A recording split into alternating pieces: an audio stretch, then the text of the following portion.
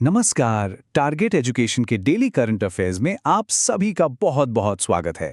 आज की तारीख है 4 मार्च 2026 और चलिए बिना किसी देरी के फटाफट देखते हैं आज की सारी जरूरी और दिलचस्प खबरें। आज की शुरुआत एक बहुत ही पावरफुल लाइन से करते हैं। अपने भविष्य का अंदाजा लगाने का सबसे अच्छा तरीका है उसे खुद बनाना। और ज्ञान से बेहतर भविष्य बनाने का और क्या तरीका हो सकता है ना? तो देखिए, आज हम पहले सभी जरूरी खबरों को अच्छे से समझेंगे, मतलब पूरी थ्योरी कवर करेंगे। और फिर सेशन के आखिर में एक मजेदार एमसीक्यू चैलेंज भी होगा, जिससे आपकी तैयारी और पक्की हो जाए। तो मेरे साथ अंत तक बने रहिएगा। तो आज हम क्या क्या कवर करने वाले हैं, एक नजर डालते हैं। सबसे पहले होंगी आज की सुर्खियां, फिर हम चलेंगे राष्ट्रीय समाचार की ओर। उसके बाद पर्यावरण और विज्ञान की दुनिया में क्या नया हो रहा है वो देखेंगे। फिर कुछ जरूरी सम्मेलन और पहलों पर बात होगी। और हाँ, एक सुपरफास्ट रिवीजन तो बनता है। और सबसे आखिर में आज का सवाल। तो चलिए शुरू करते हैं। चलिए, सबसे पहले आज की सुर्खियों में एक बहुत ही खास दिन पर बात करते हैं। तो देखिए, 3 मार्च को मनाया गया विश्व वन्यजीव दिवस। ये दिन हमें याद दिलाता है कि हमारे आसपास के जो जंगली जानवर और पेड़ पौधे हैं, उनको बचाना कितना जरूरी है। ये हम सब की एक तरह से जिम्मेदारी है। अच्छा, इसी के साथ साथ कुछ और जरूरी तारीखें भी दिमाग में रख लेते हैं। 1 मार्च को होता है विश्व नागरिक सुरक्षा दिवस। 1 अप्रैल को उत्कल दिवस, जिसे ओडिशा दिवस भी कहते हैं। और 1 दिसंबर को विश्व एड्स दिवस। अब आगे बढ़ते हैं और देश की खबरों पर नजर डालते हैं। हमारी पहली खबर आ रही है खूबसूरत राज्य नागालैंड से। नागालैंड से एक बहुत बड़ी आर्थिक खबर आई है। हुआ यह है कि दिसंबर 2025 तक के जो आंकड़े आए हैं, उनके हिसाब से पूरे देश में सबसे ज्यादा जीएसटी ग्रोथ, जी हां, गुड्स एंड सर्विस टैक्स की बढ़ोतरी नागालैंड में दर्ज की गई है। ये वाकई में एक बड़ी उपलब्धि है। पर सवाल यह है कि आखिर ये ग्रोथ है कितनी? पूरे 37%। ये एक बहुत ही इंप्रेसिव नंबर है और ये दिखाता है कि नागालैंड की इकोनॉमी कितनी तेजी से आगे बढ़ रही है। जाहिर है, इस शानदार ग्रोथ के पीछे मुख्यमंत्री नेफ्यू रियो और गवर्नर अजय कुमार भल्ला के नेतृत्व का बड़ा हाथ है। वैसे नागालैंड सिर्फ इकोनॉमी में ही नहीं, बल्कि पर्यावरण को बचाने में भी आगे है। जैसे कि वहां पैंगोलिन के शिकार पर पूरी तरह से रोक है। और हां, अगर कभी नागालैंड जाने का मौका मिले तो पूर्वोत्तर चावल महोत्सव और रूसोमा संतरा महोत्सव जरूर देखिएगा। चलिए अब चलते हैं महाराष्ट्र, जहां टेक्नोलॉजी का इस्तेमाल समाज की भलाई के लिए किया जा रहा है। यहां भारत का पहला इंटीग्रेटेड दिव्यांग सहायक पोर्टल लॉन्च हुआ है। ये पोर्टल आर्टिफिशियल इंटेलिजेंस, मतलब एआई की मदद से काम करेगा। इससे शिकायतों का निपटारा बहुत तेजी से होगा और जो सरकारी मदद सीधे बैंक खाते में जाती है, यानी डीबीटी, वो भी आसान हो जाएगी। कुल मिलाकर जिन्हें मदद की सबसे ज्यादा जरूरत है, उन तक मदद अब और तेजी से पहुंचेगी। अच्छा, महाराष्ट्र की बात हो ही रही है तो कुछ और इंटरेस्टिंग फैक्ट्स भी जान लेते हैं। कपास के उत्पादन में अब गुजरात महाराष्ट्र से आगे निकल गया है। भारत का पहला जाति मुक्त गांव सौदाला महाराष्ट्र में ही है और मुंबई में तो देश की पहली संगीत सड़क भी बनी है। चलिए अब पर्यावरण और विज्ञान की रोमांचक दुनिया में चलते हैं और देखते हैं कि वहां क्या कुछ नया और मजेदार हो रहा है। वन्य जीव संरक्षण के लिए एक बहुत ही अच्छी खबर है। बोत्सवाना से 9 और चीते भारत आ गए हैं और उन्हें मध्य प्रदेश के कूनो नेशनल पार्क में छोड़ा गया है। ये प्रोजेक्ट चीता का हिस्सा है जो 2022 में शुरू हुआ था, ताकि भारत में चीतों को फिर से बसाया जा सके। ये हमें भारत के दूसरे सफल प्रोजेक्ट्स की भी याद दिलाता है, जैसे 1973 का प्रोजेक्ट टाइगर और 1992 का प्रोजेक्ट एलिफेंट। अब विज्ञान से जुड़ी एक कमाल की खबर। असम में वैज्ञानिकों ने एक बिल्कुल नई प्रजाति खोजी है, और वो भी जमीन के नीचे रहने वाली मछली की। इसका नाम है किचिक ना घाना। ये दिखाता है कि हमारे देश में कितनी ज्यादा बायोडायवर्सिटी है। वैसे असम वन्यजीव संरक्षण के लिए भी जाना जाता है। वहां नागशंकर मंदिर खास तौर पर कछुओं के संरक्षण के लिए है। और क्या आप जानते हैं कि देहिंग पटकाई नेशनल पार्क को पूरब का अमेज़न भी कहा जाता है? अब एक नजर डालते हैं उन जरूरी मीटिंग्स और नई पहलों पर जो हमारे देश के भविष्य को एजुकेशन से लेकर बैंकिंग तक एक नई दिशा दे रही हैं। तो देखिए, शिक्षा के क्षेत्र में भुवनेश्वर में यूडाइस प्लस पर एक नेशनल कॉन्फ्रेंस हुई। अब ये यूडाइस प्लस है क्या? ये दरअसल एक सिस्टम है जिससे पूरे देश के स्कूलों का डेटा एक जगह इकट्ठा और मैनेज किया जाता है। ये बहुत जरूरी टूल है। और एक इंटरेस्टिंग बात यह भी है कि भुवनेश्वर अब एक फाइनेंशियल हब भी बन रहा है क्योंकि आरबीआई ने शहर में अपना दूसरा सिक्योर डेटा सेंटर बनाने का फैसला किया है। चलिए, अब समय हो गया है एक सुपरफास्ट रिवीजन का। आज की कुछ और बड़ी खबरों पर फटाफट एक नजर डालते हैं। चलिए तेजी से देखते हैं। भारत का यूपीआई अब इजराइल में भी लॉन्च हो गया है। क्रिकेट की दुनिया से खबर है राशिद खान T20 में 700 विकेट लेने वाले पहले गेंदबाज बन गए हैं। और केरल ने एक बहुत अच्छी पहल की है। उन्होंने देश का पहला एल्डरली बजट यानी बुजुर्गों के लिए खास बजट पेश किया है। आगे बढ़ते हैं। स्पेन ने 16 साल से कम उम्र के बच्चों के लिए सोशल मीडिया बैन कर दिया है। हमारी स्टार क्रिकेटर स्मृति मंधाना ने BBC Indian sports woman of the year का प्रतिष्ठित खिताब जीता है। और प्रधानमंत्री मोदी इंस्टाग्राम पर 100 मिलियन फॉलोअर्स तक पहुंचने वाले दुनिया के पहले नेता बन गए हैं। और अब वो समय आ गया है जिसका हम सबको इंतजार रहता है। चलिए अब परखते हैं कि आज के सेशन में कितनी जानकारी याद रही। तो आज का सवाल है, गूंज 2026 युवा महोत्सव का आयोजन कहाँ किया गया था? इसका जवाब नीचे कमेंट्स में जरूर बताइएगा। और हाँ, अगर आपको उस जगह के बारे में कोई और मजेदार फैक्ट्स पता है तो वो भी जरूर शेयर कीजिएगा। देखते हैं हम सब मिलकर कितना सीखते हैं। अगर आज की ये जानकारी पसंद आई हो और आप अपनी तैयारी को और भी बेहतर बनाना चाहते हैं तो हमारे YouTube चैनल को सब्सक्राइब करना बिल्कुल मत भूलिएगा। और हाँ, रोजाना क्विज और PDF नोट्स के लिए हमारे टेलीग्राम और WhatsApp ग्रुप से भी जरूर जुड़ें। ये जो स्क्रीन पर QR कोड दिख रहे हैं, इन्हें स्कैन करके आप बहुत आसानी से हमारे टेलीग्राम और इंस्टाग्राम परिवार का हिस्सा बन सकते हैं। आज हमारे साथ जुड़ने के लिए आपका बहुत बहुत धन्यवाद। मिलते हैं कल कुछ नई और ताज़ा खबरों के साथ। नमस्कार दोस्तों, टारगेट एजुकेशन में आप सभी का बहुत बहुत स्वागत है। चलिए बिना कोई देर के शुरू करते हैं आज 4 मार्च 2026 के डेली करंट अफेयर्स का सिलसिला। ये 15 सवाल आपके आने वाले सभी कॉम्पिटिटिव एग्जाम्स के लिए बहुत ही ज़्यादा ज़रूरी होने वाले हैं। तो चलिए अब 4 मार्च 2026 के करंट अफेयर्स के MCQ देखते हैं।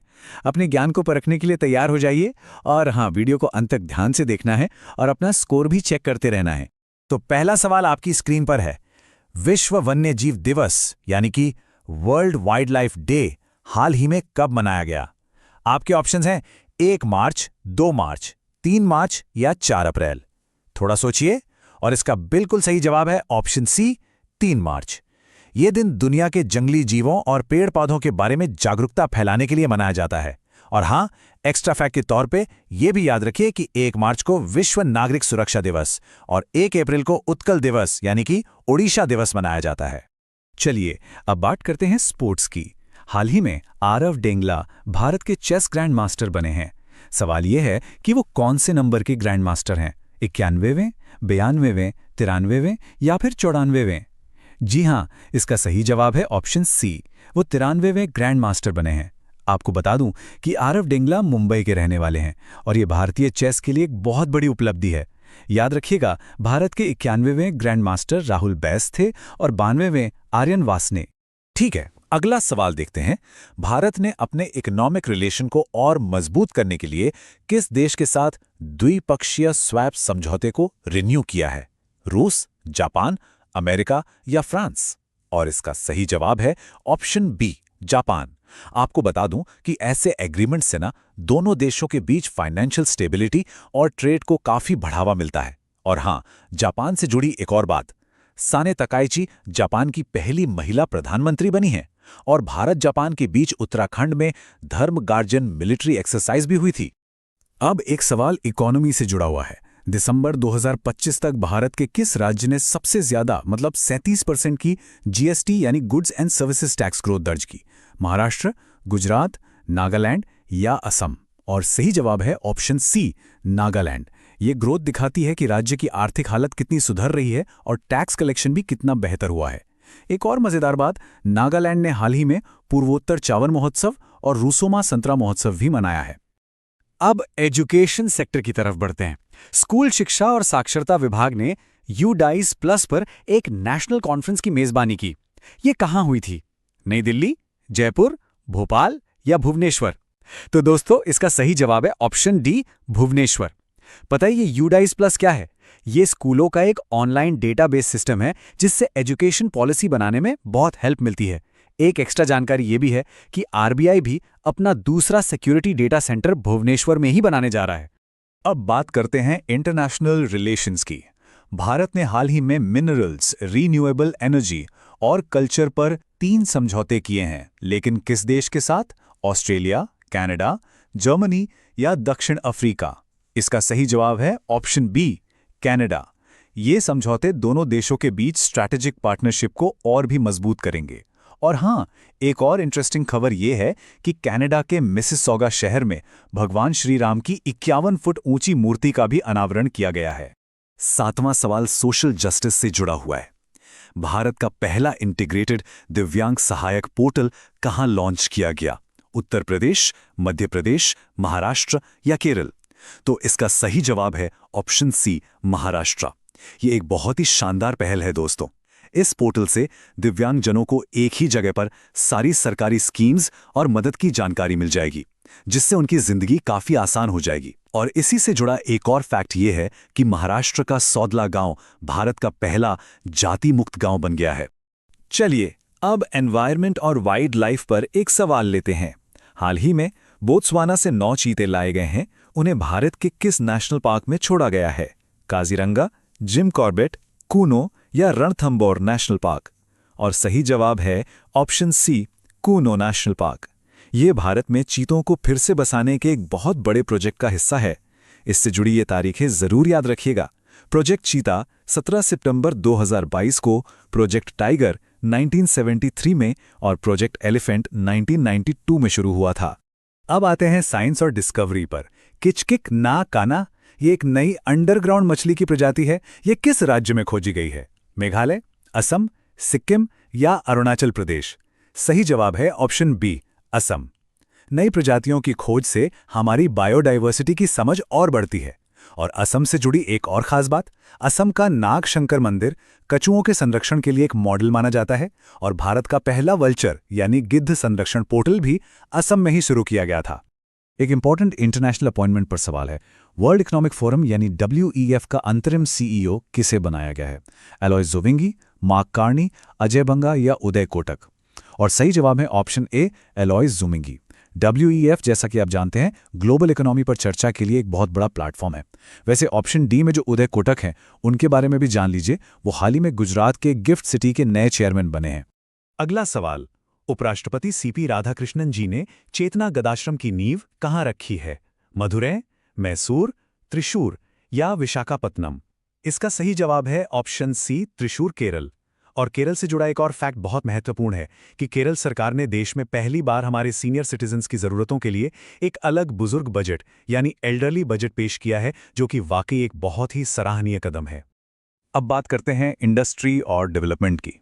JK सीमेंट ने अपनी एक बहुत ही modern 3 MTPA grey cement grinding unit का उद्घाटन किया है। ये कहाँ किया है? रांची, बक्सर, प्रयागराज या रायपुर? सही जवाब है ऑप्शन बी, बक्सर, बिहार। सोचिए ऐसे प्लांट से उस एरिया में कितनी जॉब्स पैदा होंगी और डेवलपमेंट को कितना बूस्ट मिलेगा। और बिहार से जुड़ी एक और अच्छी खबर यह है कि बिहार को हाल ही में नक्सल मुक्त घोषित किया गया है और वहां की पुलिस ने महिलाओं की सुरक्षा के लिए अभया ब्रिगेड भी बनाई है। ओके, तो अब बारी है क्विक रिवीजन की। अब मैं फटाफट सवाल पूछूंगा, आपको जवाब देना है। तैयार? 67 साल में पहली बार किस टीम ने रणजी ट्रॉफी का खिताब जीता है? सौराष्ट्र, जम्मू कश्मीर, विदर्भ या मध्य प्रदेश? बिल्कुल सही जवाब है ऑप्शन बी, जम्मू कश्मीर। क्या ऐतिहासिक जीत थी। अगला रिवीजन सवाल, इजराइल की संसद को किस नाम से जाना जाता है? डायट, नेसेट, ड्यूमा या मजलिस? और सही जवाब है ऑप्शन बी, नेसेट। साथ ही ये भी याद रखिए कि हाल ही में इजराइल में भारत की UPI सर्विस भी शुरू हो गई है। और आज का आखिरी सवाल, हाल ही में किस राज्य के पोंडुरु खादी को GI टैग मिला है? तेलंगाना, कर्नाटक, तमिलनाडु या आंध्र प्रदेश? इसका सही जवाब है option D, Andhra Pradesh. GI tag किसी भी प्रोडक्ट की खास पहचान और क्वालिटी को दिखाता है। और हां, आंध्र प्रदेश में हाल ही में पोलो AI भी लॉन्च किया गया है। तो दोस्तों, इसी के साथ हमारा आज का क्विज यहीं खत्म होता है। अब बारी है आपके होमवर्क की। सवाल ध्यान से सुनिए। भारत में इनमें से कौन सी संरक्षण परियोजना पहले शुरू की गई थी? प्रोजेक्ट टाइगर या प्रोजेक्ट एलिफेंट? इसका जवाब आपको नीचे कमेंट्स में बताना है। देखते हैं कौन सबसे पहले सही जवाब देता है। और हाँ, अगर अभी तक टारगेट एजुकेशन चैनल को सब्सक्राइब नहीं किया है तो फटाफट कर लीजिए, ताकि आप रोज हमारे साथ ऐसे ही जुड़ सके। इस पूरे सेशन की पीडीएफ के लिए हमारे टेलीग्राम ग्रुप को जरूर ज्वाइन करें और लेटेस्ट अपडेट्स के लिए हमें इंस्टाग्राम पर भी फॉलो करें। तो दोस्तों, ये थे आज के सबसे जरूरी करंट अफेयर्स। उम्मीद है आपको आज के सेशन में मजा आया होगा और आपने बहुत कुछ नया सीखा होगा। आज के लिए बस इतना ही। अब मिलते हैं कल कुछ नए और धमाकेदार सवालों के साथ। धन्यवाद।